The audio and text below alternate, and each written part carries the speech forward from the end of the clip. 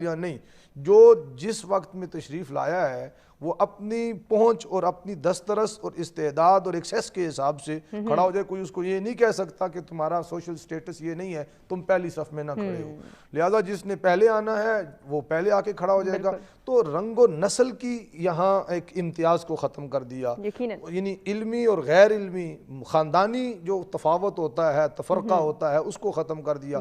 ہر طرح کے تفرقات کو، ہر طرح کے اختلافات کو، ہر طرح کے جھگڑوں کو مٹا کر ایک صف میں سب کو لا کر کھڑا کر دیا. اجتماعی پنجگانہ نماز ہمیں اس بات کی تعلیم دیتی ہے کہ اسلام ہمیں ایک دیکھنا چاہتا ہے اور ایک دوسرے کے ساتھ مربوط کرنا چاہتا ہے. اور اس کو آپ براڈر پرسپیکٹو میں دیکھیں گے تو نبی علیہ السلام نے ارشاد فرمایا امت میری جو ہے وہ جسد واحد کی طرح ہے، ایک جسم کی مانند ہے. جسم کے کسی عضو میں، کسی پارٹ آف باڈی میں، کہیں بھی جسم میں آپ کو کوئی تکلیف محسوس ہو تو پورا بدن بے قرار ہو جاتا ہے. یہ مثال مسلمانوں کی امت کی ہونی چاہیے کہ دنیا کے کسی خطے کا مسلمان بھی اگر مضطرب ہو تو اس کے درد کو دوسرے مسلمان محسوس کریں اور باہمی. پھر اس نماز سے نکل کے جمعہ سے نکل کے عیدین سے نکل کے حج کے اجتماع کی مثال آپ لے لیں تو امت کے دکھ درد ایک ہیں، امت کا ہدف ٹارگٹ ایک ہے، امت کا خدا، نبی، قرآن اور نظام ایک ہے. امت کیوں ایک نہیں ہے؟ اسی پہ ہم سوچ رہے ہیں اور ہم سب کو سوچنا چاہیے اور ایک ہونا چاہیے. سوچنا چاہیے اور اس کے حوالے سے ہمیں اقدامات اٹھانے چاہیے. آغا صاحب خوبصورتی سے آغاز کیا امیر صاحب نے. آپ سے بھی میرا یہی سوال ہے کہ اتحاد بین المسلمین کی جب ہم بات کرتے ہیں تو ضرورت سے پہلے اس کی اہمیت پر غور کرنا بہت زیادہ جو ہے وہ ہمارے لیے امپورٹنس رکھتا ہے کہ ہم اس کی اہمیت کو اجاگر کر سکیں. اعوذ باللہ من الشیطان الرجیم، بسم اللہ الرحمن الرحیم. پہلے تو آپ لوگوں کا شکریہ سچ ٹی وی کا. دوسری بات یہ کہ امیر صاحب نے بہت پیاری گفتگو سٹارٹنگ لے کر آئے کہ اتحاد شروع کہاں سے ہوا. یعنی ہم لوگ ابھی جو اگلا ٹاپک جو اسوہ رسول ہے، حسنہ ہے، اس میں بھی ہم اس چیز کو لائیں گے انشاءاللہ. لیکن یہ ایک بہت پیاری بات تھی کہ ہم اتحاد کو لا رہے ہیں پیغمبر کی ذات سے کہ پیغمبر نے اتحاد بین المسلمین کس طرح قائم کیا اور کر کے بتایا.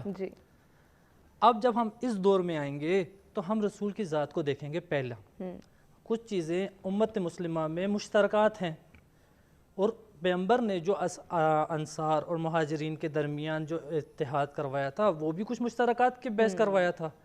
ہر ایک دونوں کے درمیان میں جو مشترکات تھے ان کو ایک دوسرے کا بھائی بنایا.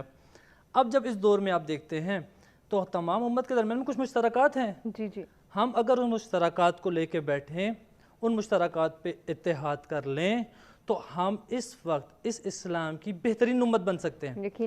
اگر اتحاد نہیں ہے، آپ اس وقت کے چیلنجز کو دیکھیں. پاکستان جس پوزیشن پہ اس وقت کھڑا ہوا ہے، جس چیلنجز کا پاکستان کو سامنا ہے، آپ اگر ورلڈ کے لحاظ سے پاکستان کو دیکھیں تو پاکستان گلوبل کے لحاظ سے اسلامی ممالک کا دل کہلاتا ہے. کیونکہ اس کو لاک گیٹ وے بھی کہتے ہیں. ہر ایک نے گزرنا یہاں سے ہے. اب چائنا کو پاکستان کی ضرورت ہے، روس کو پاکستان کی ضرورت ہے. اگر ان کو ضرورت ہے تو اس کے جو بارڈر لگ رہے ہیں ہمارے ایران کے ساتھ، پھر آگے عراق کے ساتھ شام کے ساتھ لبنان، اس طرف دوسری طرف افغانستان کے پیچھے جتنے بھی اسلامی ممالک ہیں، ان سب کو اس پاکستان کی ضرورت ہے.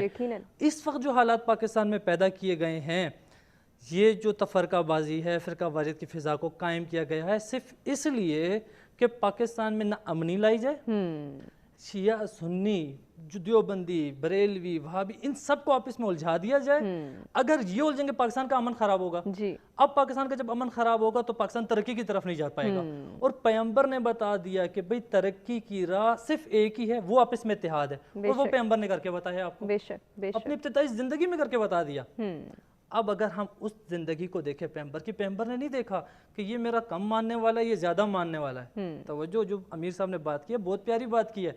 پیغمبر نے نہیں دیکھا یہ میرا زیادہ ماننے والا ہے، یہ کم ماننے والا ہے، یہ مجھ پہ کم ایمان رکھتا ہے، یہ زیادہ ایمان رکھتا ہے. لہٰذا ان دونوں کو، جو ایمان زیادہ رکھتے ہیں انہیں آپس میں ملاؤ، جو کم ایمان رکھتے ہیں انہیں آپس میں ملاؤ. ایسا نہیں کیا پیغمبر نے. پیغمبر نے جیسا ایک دوسرے کے ساتھ تھے ان کو ویسا بنایا ہے.